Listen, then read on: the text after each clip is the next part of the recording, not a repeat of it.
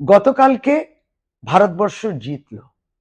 ভারতীয় মেয়েরা ভারতবর্ষের নাম উজ্জ্বল করে দিল, জেতালো ওয়ার্ল্ড কাপ ক্রিকেটে মুম্বাইয়েতে।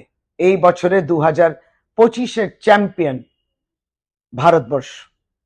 মেয়েদেরকে, যারা ভারতীয় আমাদের ক্রিকেট টিমে আছে মহিলাদের, সেই মহিলা খেলোয়াড়দের রাজ্যের মাননীয় মুখ্যমন্ত্রী, পশ্চিমবাংলার মাননীয় মুখ্যমন্ত্রী মমতা ব্যানার্জি প্রশংসা করলেন এবং তাদেরকে কনগ্রাচুলেশনস জানালেন সোশ্যাল মিডিয়ার মাধ্যমে।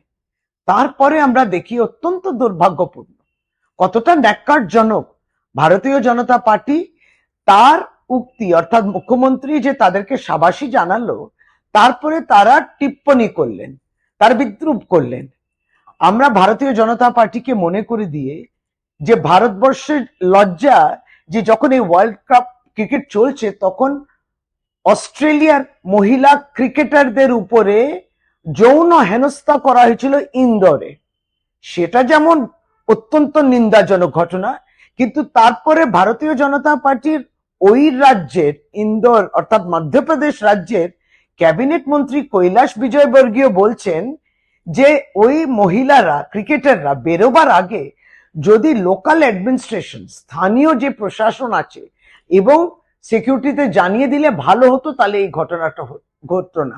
অর্থাৎ মহিলাদের বেরোনোর আজাদি নেই, স্বাধীনতা নেই, এবং উপরন্তু তাদেরকে দোষারোপ করা হচ্ছে।